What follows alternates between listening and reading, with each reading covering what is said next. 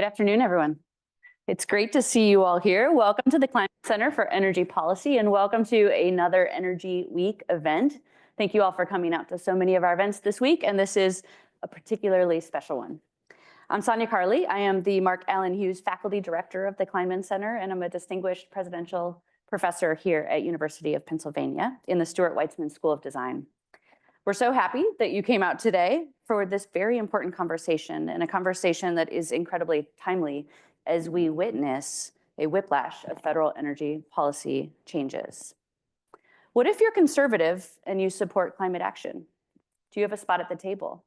How do you find your voice? What if you're not conservative, but you're working towards bipartisan cooperation? What are your opportunities for consensus? With so much polarization in the United States surrounding clean energy and climate change, right now seems like the appropriate time to have these conversations. And I can truly think of no better individuals to speak with us about it than Bob Inglis and Michael Mann. So allow me the opportunity to introduce both of them in turn, starting with our very own Michael Mann. So Michael is the first Vice Provost for Climate Science, Policy, and Action here at University of Pennsylvania. He is a Presidential Distinguished Professor in the Department of Earth and Environmental Science with a secondary appointment in the Annenberg School of Communication. Michael's research focuses on climate science and climate change. In 2022, Scientific American named him one of 50 leading visionaries in science and technology. He has received many awards, including the Hans Oersgeyer Medal of European Geophysical Union and the Tyler Prize for Environmental Achievement.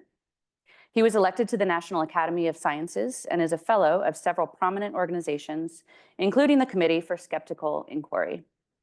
He is co-founder of realclimate.org, an author of more than 200 peer-reviewed publications and edited volumes, op-eds, commentaries, as well as 6 books, including his most recent, which I know many of you have read, Our Fragile Moment.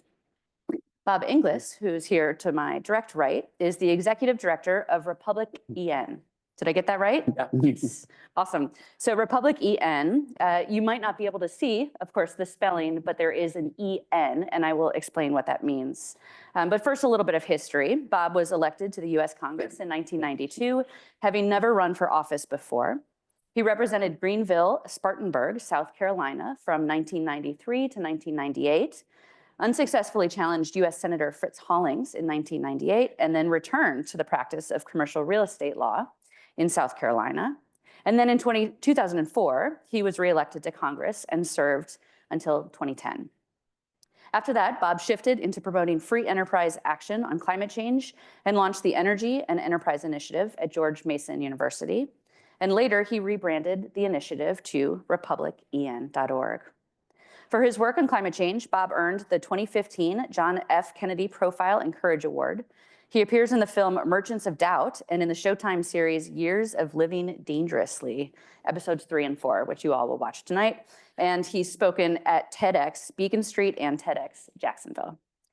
He has been a resident fellow at Harvard University's Institute of Politics, a visiting energy fellow at Duke University's Nicholas School of the Environment, and a resident fellow at the University of Chicago's Institute of Politics. So our plan for the next hour is that I will begin with moderating an open discussion with our two speakers, and then at about 15 minutes remaining, I'll open the floor to everybody else's questions. So please think about these questions and feel free to jump in when the time is right. So I'm going to begin then, if that's all right. And Bob, I'm going to start with you. And I just gave a brief history of some of your credentials, but I'd love it if you could help us fill in the blanks of specifically your career as it relates to climate. Yeah, so for my first 6 years in Congress, I said that climate change was nonsense.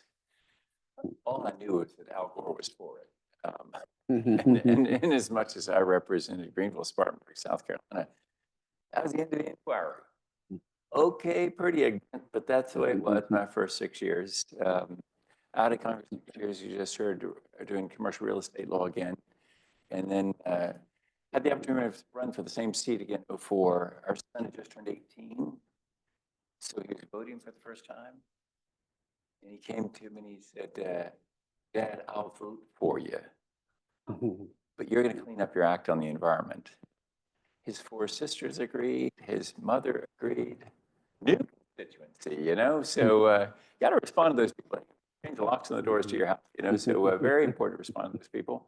And so that was step one of a three-step metamorphosis. Step two is going to Antarctica Science Committee and seeing the evidence in the ice core drillings. Step three was another science committee trip and really a spiritual awakening, which seems improbable, right, on a godless science committee trip, because we all know that all scientists are godless, right? Well, apparently not, because this Aussie climate scientist who was showing me the glories of the Great Barrier Reef, I could see he was worshiping God in what he was showing me. You know, St. Francis of Assisi supposedly said, preach the gospel at all times. If necessary, use words. So Scott Heron, this Aussie climate scientist who's now become a very dear friend, was doing that. I could see it in his eyes. It was written all over his face. It was in his excitement about what he was showing me. He was clearly worshiping God. So I knew we shared a worldview. 40 words were spoken. And so, is that better? Yes. And now you can hear. After we got the snorkels out of our mouths, we were able to talk. And he told me about conservation changes he was making in his life to love God and love people. He rides his bike to work, does without air conditioning as much as possible in Townsville, Australia, a pretty hot place. Hangs the family's clothes out on the line, all to consciously love people coming after us. So I got right inspired. I wanted to be like Scott, loving God and loving people. So I came in and introduced the Raise Wages, Cut Carbon Act of 2009. Note to self, do not introduce carbon tax in midst of Great Recession when you represent perhaps the reddest district of the reddest state of the nation. It will not go well. It did not go well at all. After 12 years in Congress, I got 29% of the vote in a Republican runoff. The other guy got the other 71% of the vote. I had a spectacular faceplant, don't you think, in politics? You usually don't lose that badly unless you've been indicted or something. Actually, that used to be the case. Now, maybe you get indicted, you do better. I don't know. But back then, you know, if you get indicted, you're pretty much toast. I had been indicted. I was just on the wrong side of some Tea Party orthodoxy. Wasn't just climate change, by the way. I'd voted to rescue the banks, the $800 billion plan that George W. Bush cooked up. By the way, all of it was paid back. Not just saying, okay, it's all paid back with interest. I'm over it, though, you understand. But voted against the troop surge in Iraq. I had conservative concerns that my friend George W. Bush was doing nation building in Iraq. There's actually something encouraging about that. Political orthodoxies appear fixed, but they're actually pretty fluid. Imagine that. People told me in 2010, how dare you vote against our president, George W. Bush? Same people cheer as Donald Trump trashes the whole effort in Iraq about once a month. So political orthodoxies aren't quite fixed. They move around. TikTok maybe is a better example currently, right? Boom, it goes this way or that way. But my main heresy was just saying climate change is real. And so that's what got me tossed out of Congress. And then I said about this, to convince conservatives that it's really quite conservative to care about climate change. Wonderful, thank you. Do you think you could also fill in a few details for us about Republic EN and just tell the audience about what it is? Yes, so Republic EN. EN is for energy, entrepreneurship, the environment. We sort of write it as though it's an element on the periodic chart, you know? The idea is, if you go to our website, you'll see that we're conservatives who care about climate change. It's about 10,000 people. We need a couple of zeros on the end of that. Probably necessitates a couple of zeros on the end of our budget.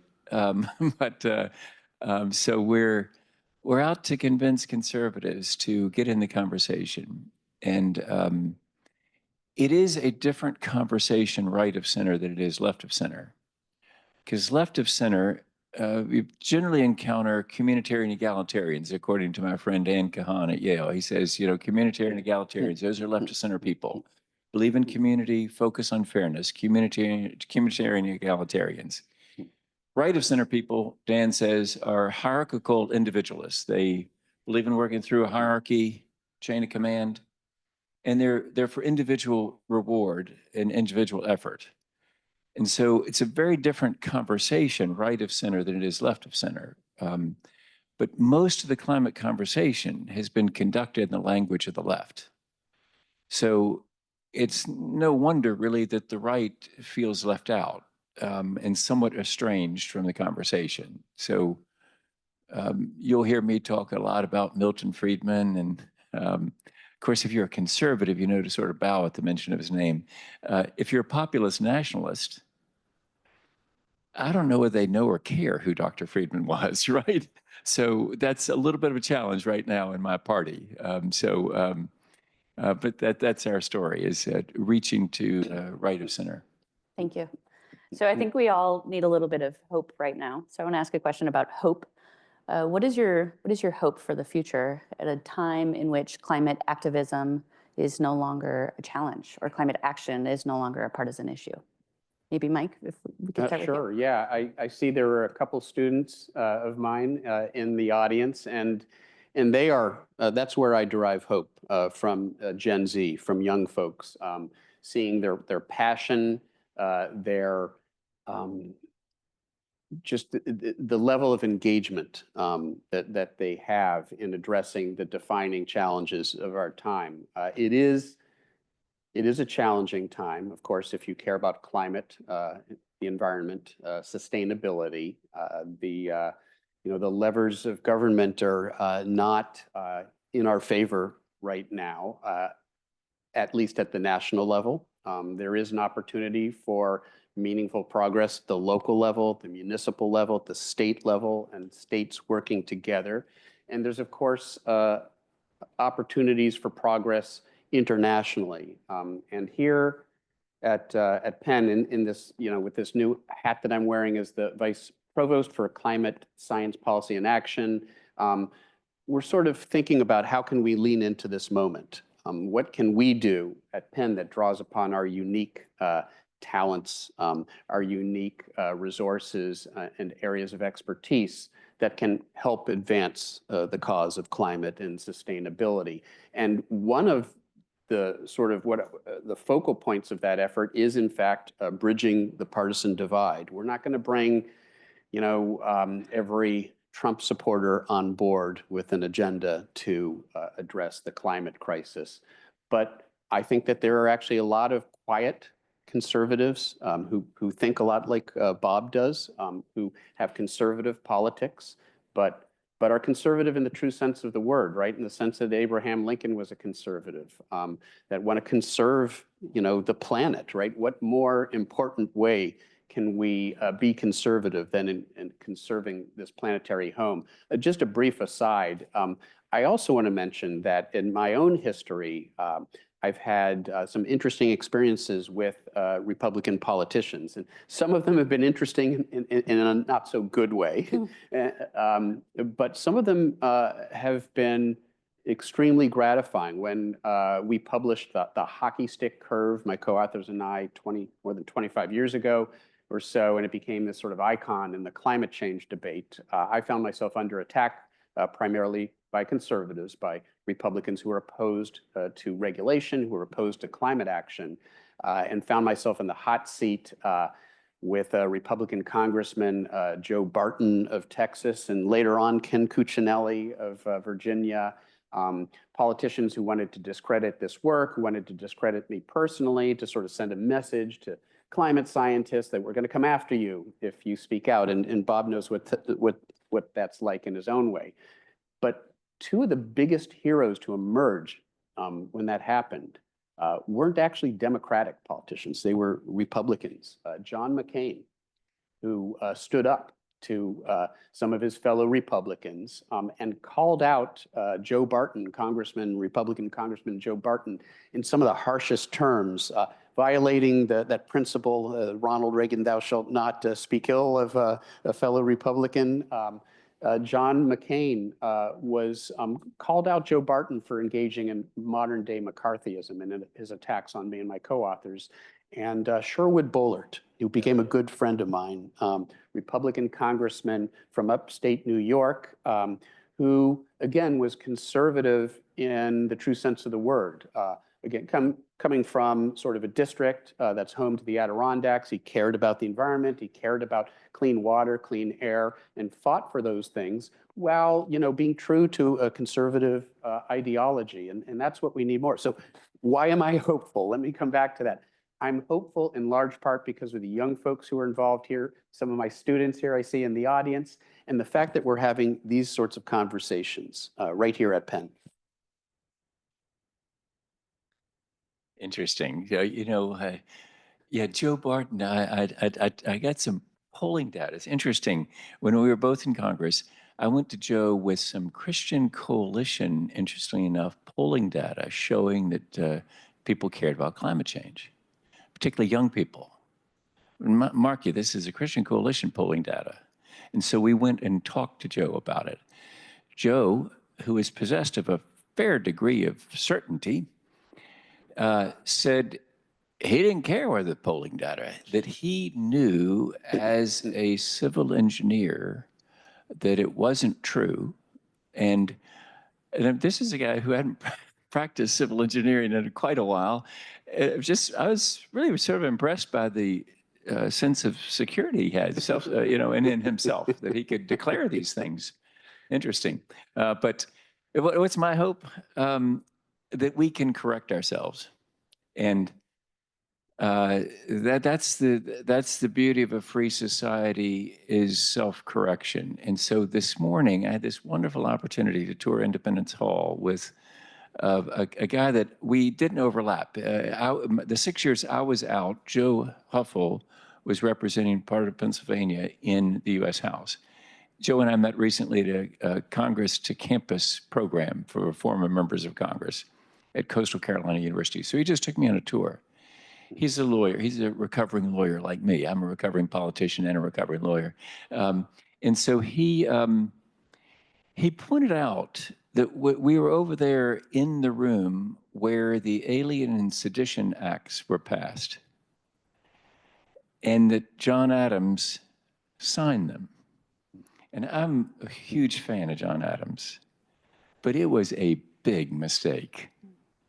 And history has judged him very harshly for that mistake, right? One of them, the Alien Enemies Act, is the one that is topical right now, done right here in Philadelphia in 1798. The other three corrected and have gone. The one that we've got still, the Alien Enemies Act, was used to FDR's shame in interning Japanese Americans. And now President Trump is getting ready to use it again. And so I know it's a strange way to find hope, is that, gee, you go over there and you find out that my hero, John Adams, really screwed up. And then he sort of corrected, or actually the court corrected it, and Jefferson corrected it by beating him in 1800 on that point. That's just pretty amazing. Meanwhile, Jefferson was sleeping with a slave. The father of my university, my law school, University of Virginia. Wow. So in a strange sort of way, I'm oddly encouraged by the fallibility of humankind, that we do correct ourselves. Let me just add a brief note to that. Along the lines of the fallibility of humankind, Joe Barton ultimately had to step down from Congress.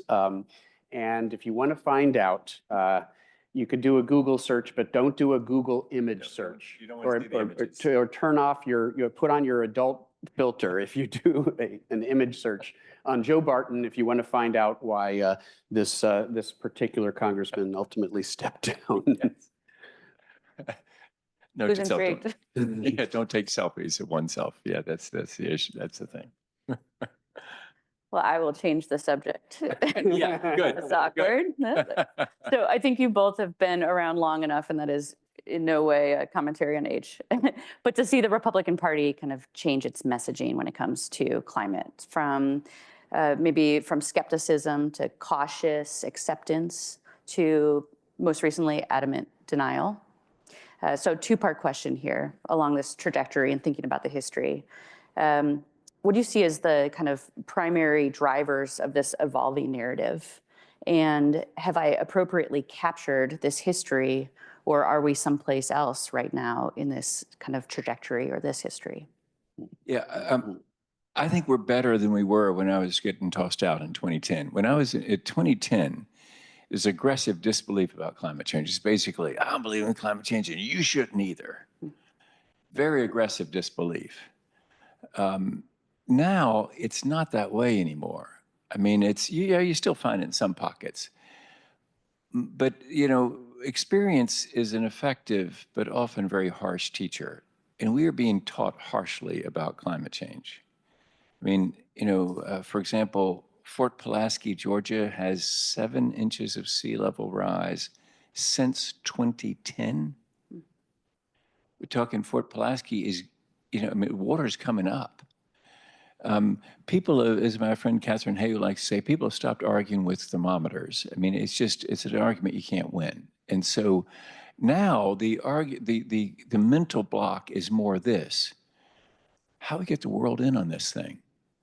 That's the current block, right of center, is if you could show me a practical way to get the world in on this, and that we can create wealth and jobs and prosperity by doing it, I could be on board. We think we can do that. All those things can be done. And so I'm actually a lot more optimistic than, those were the dark days of the Great Recession in 2010 when I was getting tossed out. It's a lot better now, but still we've got a long way to go. We do have a challenge in the White House not being so much with us right now, but I was just yesterday in Washington with the Marionette Miller Meeks, who chairs the Conservative Climate Caucus. It's one of the largest caucuses in the U.S. House. She's a member of Congress from Iowa. It was started by John Curtis, who is now, it was a House member, and now he's a U.S. Senator, took Mitt Romney's place in the Senate. And so good things are happening in some quarters right of center, the White House notwithstanding.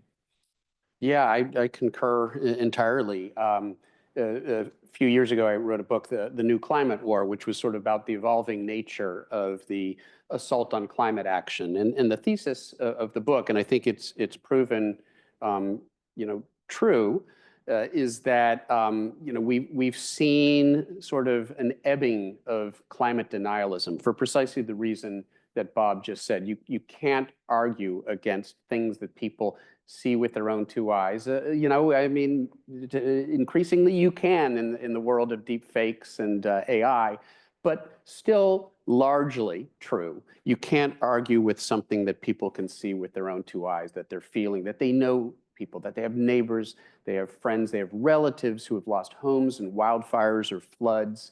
And so there has been this move away from this one word, a D word, denial, to a whole bunch of other D words: deflection, division, doomism, delay. And that's really where the battle is now, not so much over the basic scientific evidence, the reality of climate change, although we have seen bad actors weaponize climate misinformation and disinformation on social media. So if you're immersed in the world of Twitter, you would believe that there is a groundswell of disbelief in the basic science of climate change. When, the polling by our colleagues, Ed Maybach and Tony Lasarowitz, the sort of the Yale George Mason polling on climate shows that, dismissives, those who really do outright reject the science of climate change, are only in the single digits, 9, maybe 10% of the public. It feels like it's more than that because, again, the way that social media and even our mainstream media has been weaponized to make it seem like there's a debate over the basic science. But that's not where the battle is right now. The battle is in actually doing something about it. And the real obstacles are delay and deflection and division. And I've talked a lot about doomism. There are bad actors who want us to believe it's too late to do anything about climate change, because if you think it's too late, then why bother? And so we have to beware of that sort of pivot away from denial to all of these other tactics that are very much still an obstacle to the action that we need to see. Despite some of these stats and trends that we observe, it's still the case that voters don't rank climate as the top of their priorities, especially exit polling, for example. So what will it take to convince voters that the climate is very intimately and intricately connected to other issues, such as the economy and geopolitics and other issues? You want to tackle that first? After you. Sure. I think we have, as long as we treat climate as a niche issue, like it's some other category of concern, it's always going to rank down in any list that compares it to sort of bread and butter issues that people are dealing with, paying for their bills, inflation. And so what we have to do, and there's been an effort to do that. In fact, I think there is very much a movement towards making sure that people understand that they do connect the dots and understand that part of why we have inflation is because of the interruption of supply chains by extreme weather events. The military, the security challenges that we face today, many of them are fundamentally about a battle for diminishing resources at a time when there's less available drinking water and food and space. And so to the extent that we can connect climate to all of these other issues that are on the front burner, that is, in my view, the best way to sort of elevate, concern and over climate and support for meaningful climate action. We need to connect the dots and make sure that people understand that those catastrophic wildfires, those devastating floods back east with the hurricane season we had, that is climate change. Those disasters have been amplified by climate change. And look no further than the fierce effort that there is by the other side, by polluters and those who advocate for them, to interrupt those teaching moments. And we saw that with the California wildfires, the massive misinformation, throwing as much mud on the wall as they can so that there isn't an opportunity to have that basic conversation about, yes, there are various factors that come into play, but the science is very clear. Climate change has led to a near tripling in the extent of wildfires in the Western US over the past several decades, a clear increase in intensity, in damage, and loss of life.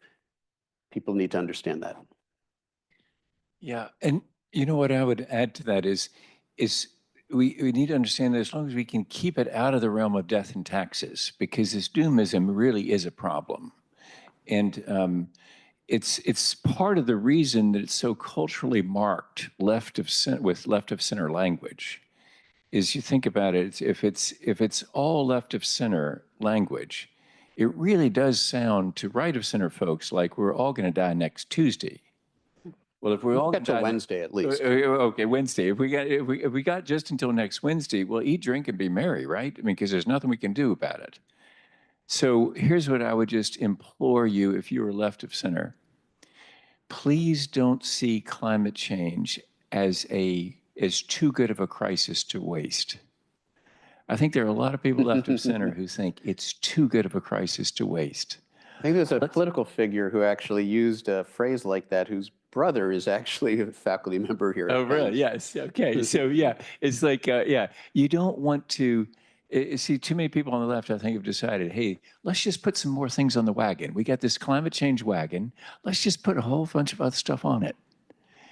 Well, what I would just beg you to see is the wagon is sinking in the mud. You can't pull that wagon across the finish line with all of your fondest progressive dreams.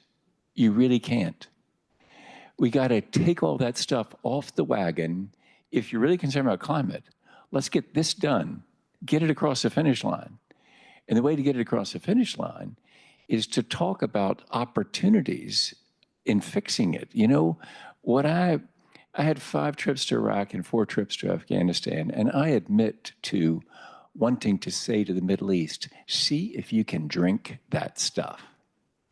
That's what I'd like to do. And, if you go tell some people that, we don't need to be boots on the ground anymore in places where the controlling oil is there, all right? Let's get out of that business. Let's say to them, here are copies of our Constitution in your language. You might want to mirror it. But we want to get out of this trap. And so it's really important to message, I think, without all those progressive things that put it in cultural marking.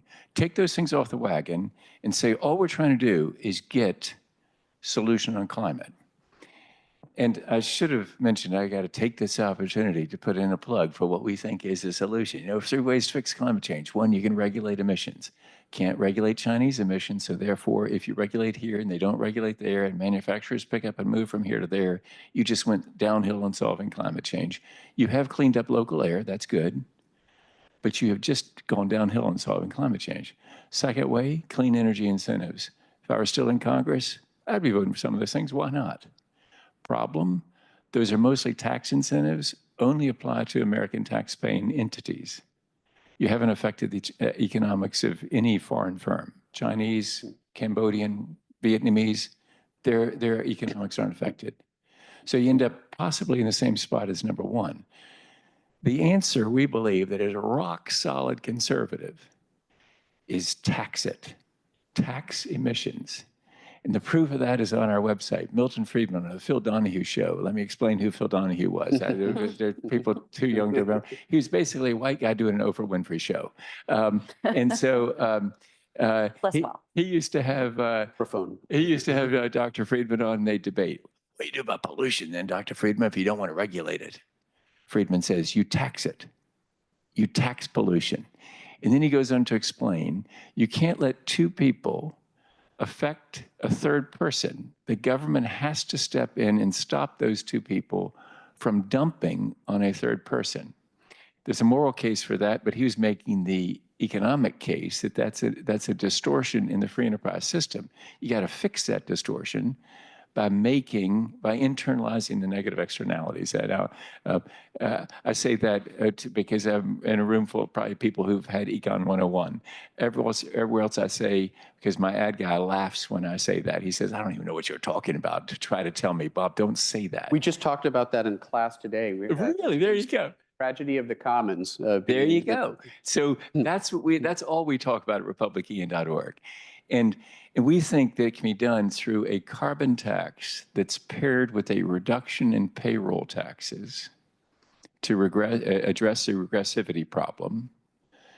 And then that's combined with a carbon border adjustment mechanism. And that's the key, because then you use the allure of access to the American market to make it in our trading partners' interest to tax it themselves.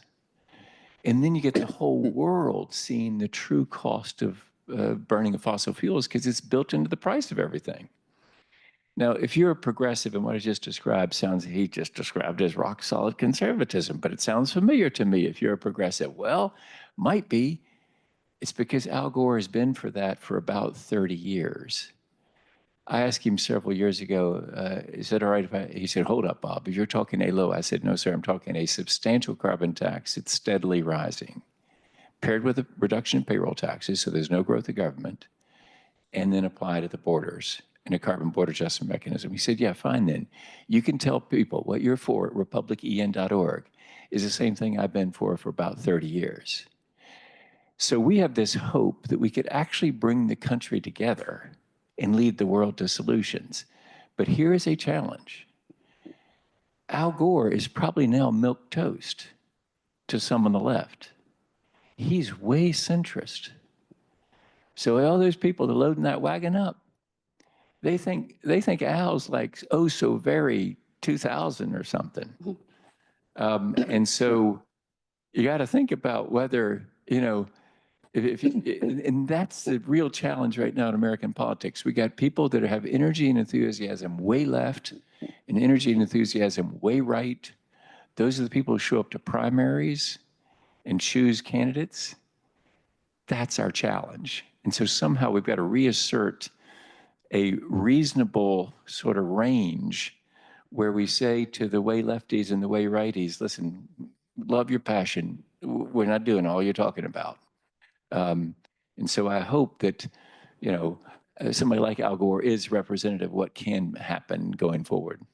Yeah, a couple of follow-up that I agree with everything that Bob just said. A number of years ago, Malcolm Turnbull, who's a good friend of mine, I met him when I was on a sabbatical in Australia a number of years ago. He actually, the first event that our center here at Penn held was a conversation with the former Australian Prime Minister, Malcolm Turnbull, of the Liberal Party. But as you know, in the Southern Hemisphere, everything's opposite, right? Yeah. So the Liberal Party is actually the center-right party in Australia. So he is a conservative who actually, you know, fought for meaningful climate action. And like Bob actually found himself opposed by people within his own party for doing that. One of the things that I've said in the past is, some of you will get the film reference. The greatest trick the devil ever pulled was getting progressives to oppose a carbon tax.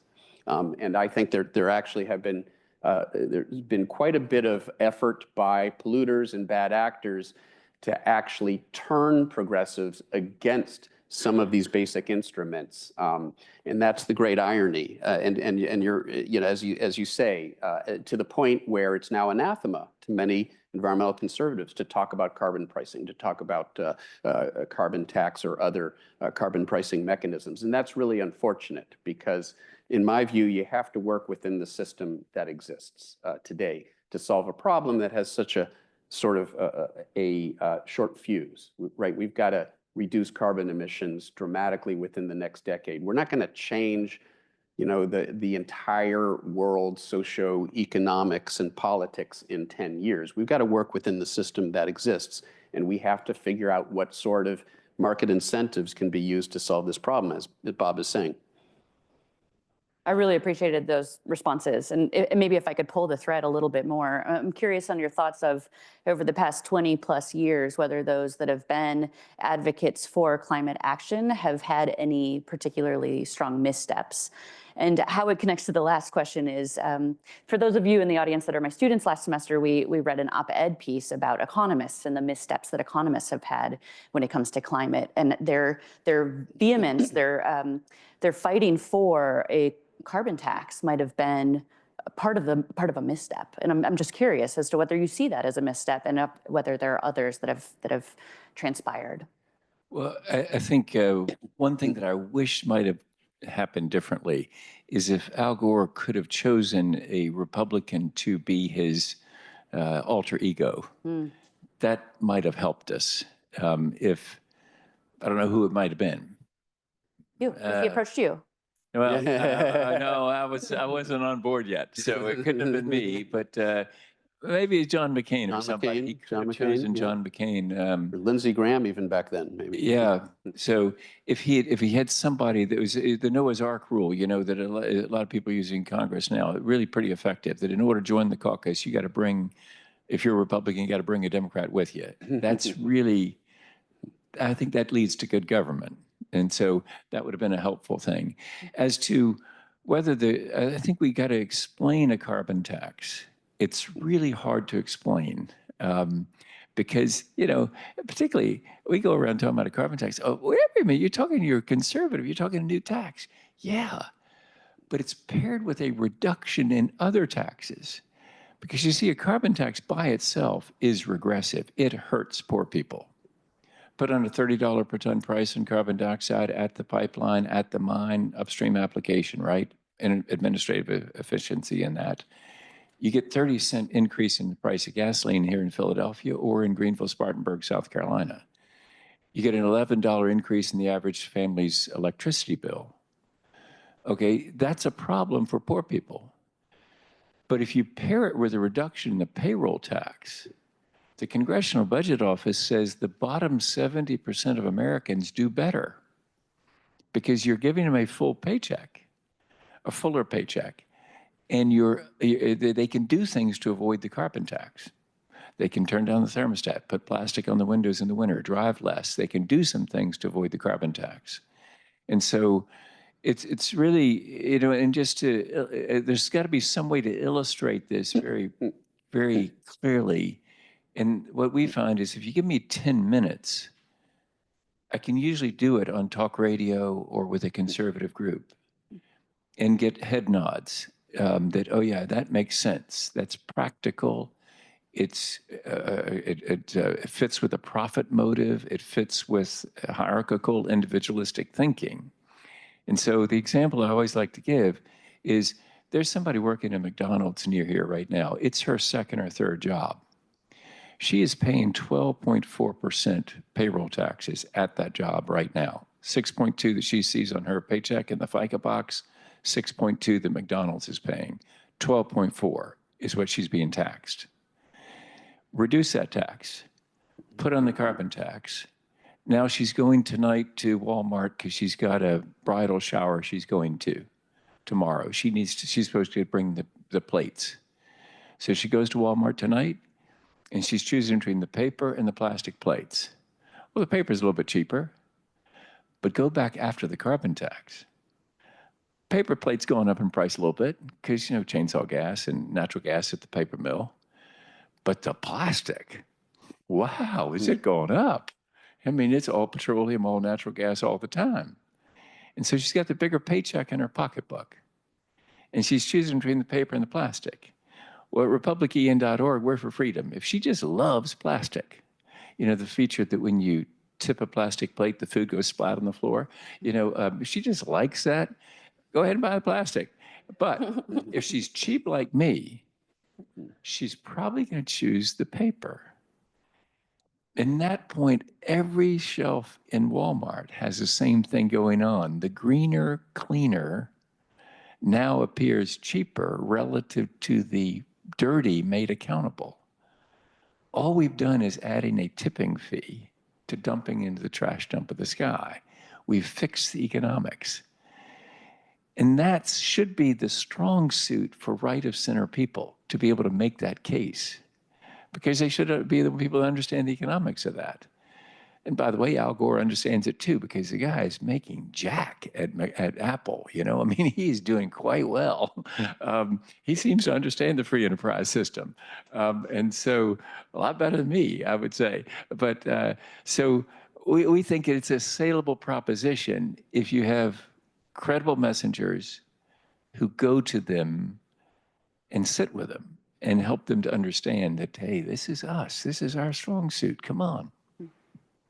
Yeah, it's really interesting, because there are these challenges sort of, in communicating or getting people on board with carbon pricing, folks who have a, conservative anti-tax sort of ideology. And so there's that challenge. But there's also a challenge on the other side of the political spectrum, which I was alluding to. That's the great irony that that climate inactivists, as I call them, polluters, those who oppose climate action, were able to convince progressives that that a carbon tax would be a bad thing for them. And the way they did that was by trying to convince especially low-income people in frontline communities, that this would hurt them, that it would lead to refineries being built, in the places that they live, that they would, and that it was regressive tax, and so they would pay more. When in fact that's not the case. It's not the case with the emissions trading scheme that was implemented in Australia. That was a progressive carbon, revenue neutral carbon pricing system that actually preferentially returned the revenue raised by the tax to frontline communities, to low-income households. So it was actually progressive in nature. That was what was being argued for here in the United States, fee and dividend, or some sort of revenue-neutral carbon tax that had a progressive sort of system of returning revenue to lower-income folks. And that case was just not made convincingly enough, effectively enough. Now, it's easy to say that in the presence of a massive disinformation machine funded by dark money and billions of dollars, sometimes it's difficult to get your message out. And that is fundamentally one of the challenges we continue to have. In a neutral environment, we could, I think pretty effectively articulate the case for these sorts of mechanisms. But in this very adverse environment, political economy that we find ourselves in today, it's really hard to do that. That's where effective communication becomes so important, and the sort of work that we're doing here at Penn when it comes to climate communication. To me, that's where the battle really is now. It's not over the science, it's not over the economics or anything else. It's over, our communication space and our ability to get information, neutral information out to people. Thank you. We'll go ahead and open the floor to audience questions. We have a mic that will roam the floor, so if you just put your hand up when you're ready. Perfect. Hey, good afternoon. Thanks for coming. I'm Will Tabor. I'm from Greenville, actually, so thank you for representing us. That's very cool. So, I like to think everybody in this room is a smart person. I go to Wharton. I understand discount rates. I understand the economic benefits 100 years from now for all these actions we can take now. But as you talk about communication and the challenge there, the average age of the MSNBC viewer is 75. The top podcast has 15x viewership of Anderson Cooper. The media landscape is changing. So what can we do? What can firms like Republic EN do to reach people like me who don't listen to the radio, maybe look at TikTok too much? How do we increase the education rate of those people to kind of change those political winds you're talking about? Well, Will, I hope you can help us because we do all those social media things except TikTok. We haven't been on TikTok, but it is a huge challenge. And Joe Rogan has more. That's one of the guys you're talking about, right? He has more, way more, like the numbers you just had. It's so how do you reach him? Anybody know him or got his email address? Because I want to be on with him. I want to talk on his show. I think that we've just got to be very creative in reaching. And honest to goodness, somebody here may know somebody who knows how to get on Joe Rogan's show. I mean, that's a serious ask here because we've been trying. We've actually reached out, and we're going to continue to reach out. It's what we got to do. I know somebody I might be able to connect you to. Do you really? All right. This could be really effective. I mean, my friend Peter Hotez, a public health scientist, a vaccinologist, used to have a friendship actually with Joe Rogan until he became quite. He adopted sort of the anti-vax sort of framing, but I think there's still a line of communication there. Next. Right up front. We'll go here and then back. Thank you. My name is Justin Mason. I'm down from Erie County. I'm with Conservative Energy Network, Pennsylvania. I would like to say thank you for coming today and being here, Congressman Inglis. And thank you for addressing the importance of energy efficiency. Few people ever really touch on how important energy efficiency is. But my question is, what opportunities exist for bipartisan action over climate change? What issues can really bring the right and the left together, and even the layperson like all of us? Right now, I think the thing that might have some purchase is Senator Cassidy of Louisiana's Foreign Pollution Fee Act. It's basically a carbon border adjustment mechanism without a domestic price. Probably has a World Trade Organization issue there, but it gets the conversation going. And it seems to fit the moment because President Trump seems to be talking a lot about tariffs. And so why not put a tariff on high emitting products and level the playing field a little bit? That's what you do actually in a carbon border adjustment mechanism. You'd make it so that you would have people internalizing the negative externality in their own country so that they wouldn't have to pay the tariff on entry to the United States, or it'd be actually rebated to them and applied here. But one way or another, the economics work out for them, right? Rather than getting away with it. Because what we're doing is we are, as consuming Americans, we're outsourcing our emissions, to other places. And so the idea is to get all of that reflected in the price of products. And so I think that that's the thing that could actually move in this pretty polarized, difficult situation would be Senator Cassidy's Foreign Pollution Fee Act, I think.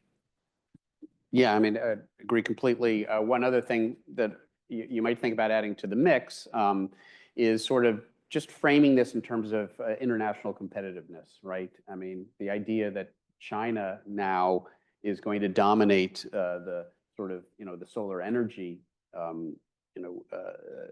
economy globally because we are sort of unilaterally pulling out of that industry, at least if we adhere to the policies that are coming down the pike in the new administration. And so framing that in terms of international competitiveness, I think appeals across the political spectrum. Great. We have back there. Mm-hmm.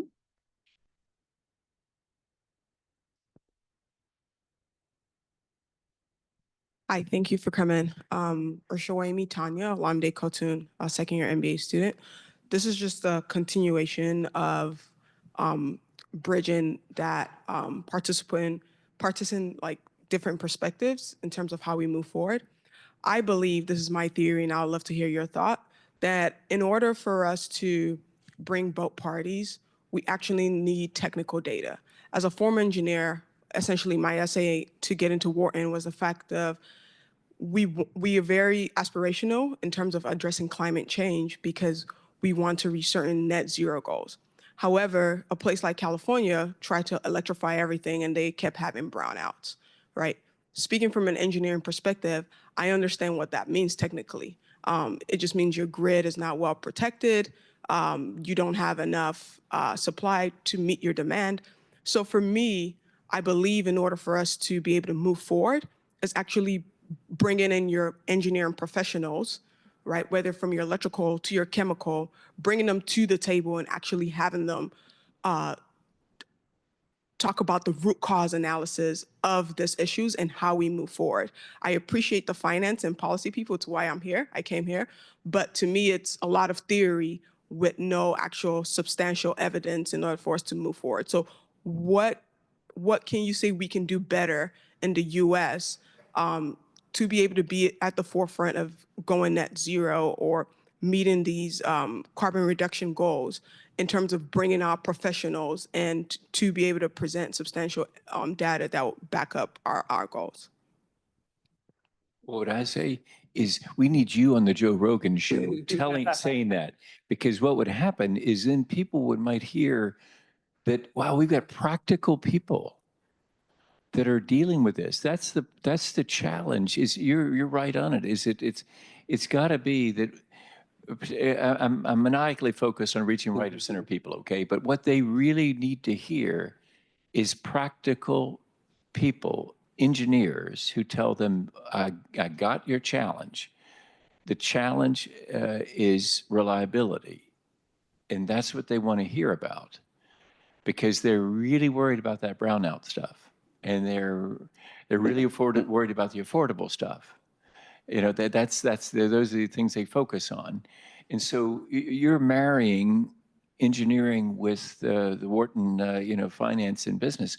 That's what needs to be heard right of center, because left of center, I keep on gesturing this way from my left of center, it's all sort of it can be like quite theoretical and quite like we really want it to be lovely. Well, fine. Tell me how we're going to make it so the power comes on when you flip the switch. And so if they could hear you, they would be reassured there's somebody looking at that. I mean, that's what we've got to do. So all I can just say is, yeah, we'll get you on the Joe Rogan show. That's what we need. Or join republicen.org. If you go to the website, it takes about 45 seconds. We won't hound you for money, but we will give you opportunities to be involved. republicen.org. Yeah, I love the question. I love the conversation here.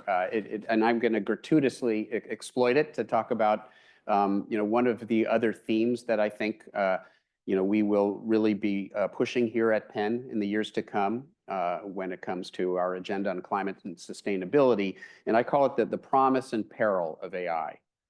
We know what the peril of AI is. We already alluded to it. The way that deep fakes and the weaponization of misinformation and disinformation at a massive scale is a major challenge. But there's also the promise of AI, and there was actually a series of talks last spring that was co-sponsored. I think it was the law school that was the primary host of the series on AI and climate.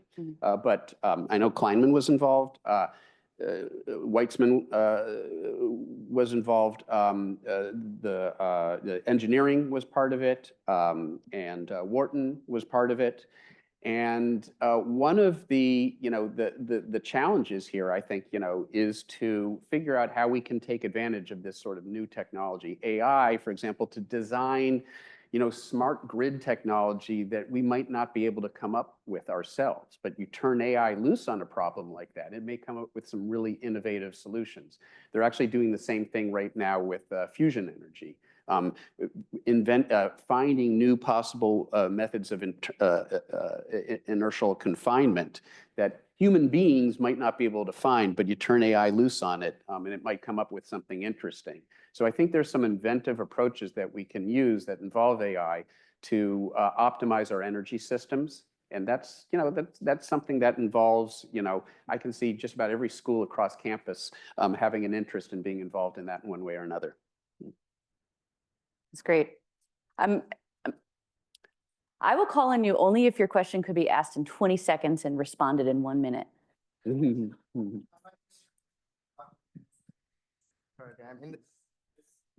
This morning we talked about the tragedy of the commons and how it's human nature to sort of take advantage of situations.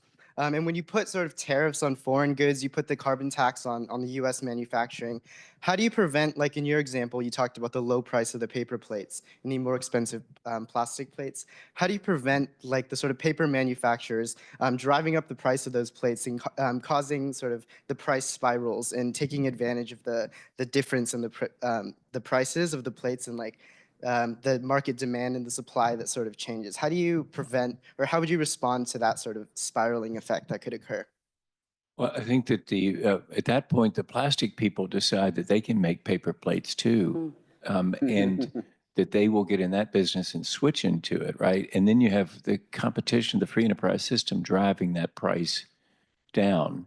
I have a great deal of faith in the free enterprise system that properly priced, people, if a firm starts making too much money, somebody will leave that firm and compete with it as long as they don't have a non-compete agreement. And so they will go, it has a way of correcting that. Just like self-correction in our body politic, there is a correction in the free enterprise system. When somebody is exacting too much profit, somebody else will do the same things, lower price. And so I think that it may be the paper plate people decide to take advantage for a little while, but there's somebody that's going to go the Walmart strategy on that high volume, low margin. And it may not be Chinette, they may be the high end, but the store brand may well be the one that says, hey, we'll deliver a paper plate at a lower price. Yeah, let me just sort of dovetail on that. There was someone once famously said that the Stone Age didn't end for want of stones, and I think it's a very profound statement. Actually, it ended because something better came along, and that happened in our energy industry. Whaling, for whale oil for lamps. And the use of whale oil, that industry went extinct because something better came along. That was fossil fuels. Well, now something better has come along, and that's clean, renewable energy. And those who go the way of the past, those who are stuck in the past, those companies that sort of double down on fossil fuel extraction, ultimately they will be the losers. And those companies that get ahead on renewable energy, they'll be the winners. Absolutely. Wonderful. Well, thank you for allowing me the liberty to extend our time just a little bit. Thank you so much to our speakers, Michael and Bob, for joining us today. We're most appreciative.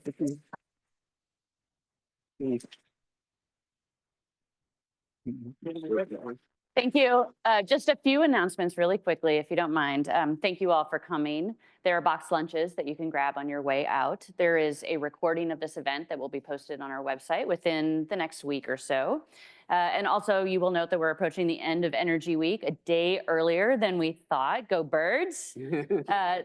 Yep, that's right. There is a parade tomorrow. And so we've rescheduled a few events and moved some to today and needed to push one on distributed capacity.